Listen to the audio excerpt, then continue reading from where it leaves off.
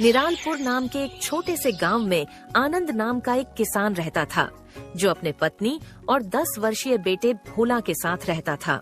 आनंद के माता पिता काफी पहले ही गुजर गए थे। तब से आनंद ने अपना ख्याल अकेले रखा था। काफी समय अकेले रहने के बाद उसने विमला से शादी की थी, जिससे उसको एक बेटा हुआ था। आनंद गांव में खेती बाड़ी और मजदूरी करके अपना और अपने परिवार का पालन पोषण करता था। वहीं उसकी पत्नी विमला एक बड़े जमींदार के घर पर खाना बनाने का काम करती थी। दोनों पति पत्नी मिलकर बहुत मेहनत करते थे और अपने बेटे भोला के साथ कठिनाई भरा जीवन व्यतीत करते थे। यूं तो निरालपुर में ठंडी के मौसम में तापमान माइनस तक पहुंच जाता था, लेकिन इस साल ठंडी के साथ साथ बारिश का भी कहर अपने चरम पर था, जिस कारण गांव की ठंड कई गुना ज्यादा बढ़ चुकी थी। इस वजह से निरालपुर गांव के सभी लोग बहुत ज्यादा ठंड और ठंड के साथ साथ गिरने वाली बरसात के कारण डरे हुए और बहुत ज्यादा परेशान थे। दिन हो या रात, ठंड और बारिश अपना कहर हमेशा बरसाते रहते थे, जिस कारण गांव वालों का घर से निकलना भी दुश्वार हो गया था। इस बीच आनंद के घर पर आनंद, उसकी पत्नी और बेटा तीनों मिलकर घर में जलावन जलाकर उसके सामने गर्माहट ले रहे होते हैं। तभी विमला बोल पड़ती है, हे भगवान, ये कैसी लीला है आपकी, जो इस साल आप ठंड के मौसम में भी इतना पानी बरसा रहे हो। देख रहे हैं भोला के पापा, इस साल कितनी ठंड बढ़ गई है, और ऊपर से ये बिन मौसम बरसात ने तापमान को और ठंडा कर दिया है। इतनी तेज बारिश और ठंड में काम करना भी बहुत मुश्किल हो गया है। घर से बाहर निकलते ही पैर ठंड के मारण जमने लगते हैं। इतनी बारिश में तो घर से निकलने का मन भी नहीं कर रहा है। न जाने इस साल की ये ठंडी कैसे कटेगी। हाँ विमला, इस साल की ठंड और उसके साथ साथ गिरने वाली इस बरसात ने अपना कहर कुछ ज्यादा ही बरसा दिया है। न जाने हम गरीबों का क्या होगा। अभी आनंद और विमला आपस में बात कर ही रहे थे, तभी भोला अपने पिता से बोला, बाबा, मैं भी कल आपके साथ आपके खेतों पर चलूंगा। मुझे भी देखना है कि आप खेत पर कैसे काम करते हैं। नहीं भोला बेटा, बाहर बहुत ज्यादा ठंड है। ऐसी ठंड में तुम्हारा बाहर जाना ठीक नहीं है। तुम अपने माँ के साथ घर पर ही रहो। घर के अंदर रहोगे तो सुरक्षित और गर्म रहोगे। ठंड में तुम्हारा बाहर घूमना सही नहीं है, इसलिए मेरी बात मानो और बाहर मत जाओ। नहीं बाबा, मैं भी आपके साथ आपके खेतों पर चलूंगा। मुझे भी देखना है आप खेतों पर कितनी मेहनत करते हो। माँ बाबा को बोलो ना, मुझे भी खेतों पर अपने साथ लेकर जाए। मैं भी देखना चाहता हूँ कि वहाँ क्या क्या होता है और बाबा की मदद करना चाहता हूँ। प्लीज माँ बाबा को बोलो मुझे भी साथ ले चलने। भोला बेटा, जिद नहीं करते। बाहर बहुत ठंड है, और अगर ऐसी ठंड में तुम बाहर जाओगे तो तुम्हारी तबीयत खराब हो सकती है, और अगर ऐसे मौसम में तुम बीमार हो गए तो हमारे पास इतने पैसे भी नहीं है कि तुम्हारा इलाज करवा सके। एक तो वैसे सेठ जी ने इस महीने के पैसे भी नहीं दिए हैं। न जाने इस हफ्ते घर का राशन कैसे आएगा। इसलिए मेरी बात मानो और घर के अंदर ही रहो। ये क्या कह रही हो विमला? यानी घर का राशन खत्म हो गया है?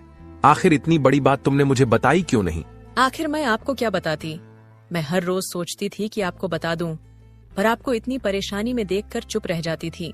घर में आटा सिर्फ 2 दिन का बचा है। दाल तो समझो खत्म हो चुकी है, और सब्जियां तो पिछले हफ्ते से मैं नहीं ला रही थी। मुझे उम्मीद थी कि आज कल में सेठ जी पैसे दे देंगे। इसी आस में मैं चुप थी, परंतु उन्होंने भी अब तक पैसे नहीं दिए हैं। अरे ये तो बहुत बुरा हुआ। अगर कल तक पैसे नहीं मिले तो हम खाएंगे क्या? ऐसे में यदि घर में कोई बीमार पड़ गया तो स्थिति और खराब हो जाएगी। मैं कल सुबह सेठ जी से जाकर बात करूंगा। आनंद की चिंता बढ़ती जा रही थी। ठंड और बारिश ने पहले ही हालात मुश्किल कर दिए थे, और अब घर का राशन खत्म होने की बात ने उसे और बेचैन कर दिया। वह विमला और भोला की तरफ देखता है, मानो वो उनसे कुछ कहना चाह रहा हो, लेकिन शब्द नहीं निकलते। तभी पास बैठे भोला ने बड़े मासूमियत से कहा, बाबा, अगर पैसे नहीं है तो हम खेत से कुछ ला सकते हैं ना। जैसे पिछली बार आप गेहूं लाए थे और उन्हें पीस कर उनसे रोटियां बनाई थी, इस बार भी हम ऐसा कर सकते हैं ना। बेटा, वो गेहूं अब हमारे खेत में नहीं है। उन्हें बेचकर ही तो पिछले साल का कर्ज चुका था। इस बार की फसल तो पूरा बिन मौसम बरसात के कारण खराब हो चुकी है, और अगर ऐसी बारिश होती रही तो कुछ भी नहीं बचेगा खेत में। सुनिए जी, क्यों ना हम सरपंच जी की मदद ले ले। उन्होंने पिछले महीने गांव वालों को राशन बांटने का वादा किया था। हाँ विमला, सरपंच जी से मदद ले सकते हैं। अगर उन्होंने मदद कर दी तो कुछ दिन के राशन का इंतजाम हो सकता है। मैं कल सुबह जैसे ही थोड़ी बारिश खुलेगी तुरंत जाकर सरपंच जी से मिल लूंगा। आनंद ने अपने बेटे और पत्नी का मुंह देखकर फैसला किया कि कल मौसम खुलते ही वह सरपंच से मदद मांगने जाएगा। ठंड का कहर और खाली पेट की चिंता ने उसे मजबूर कर दिया था।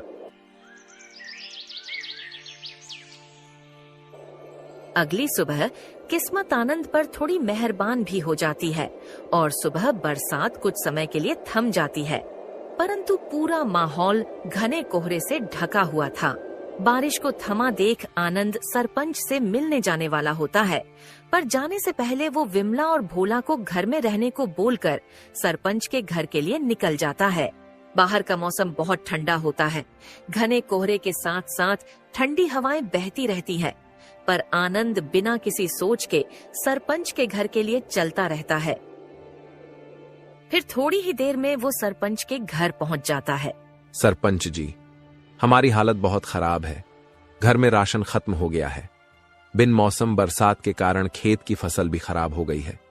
इतनी ठंड की वजह से कहीं कुछ काम भी नहीं मिल रहा है। अगर आप कुछ मदद कर देते तो बहुत अच्छा होता।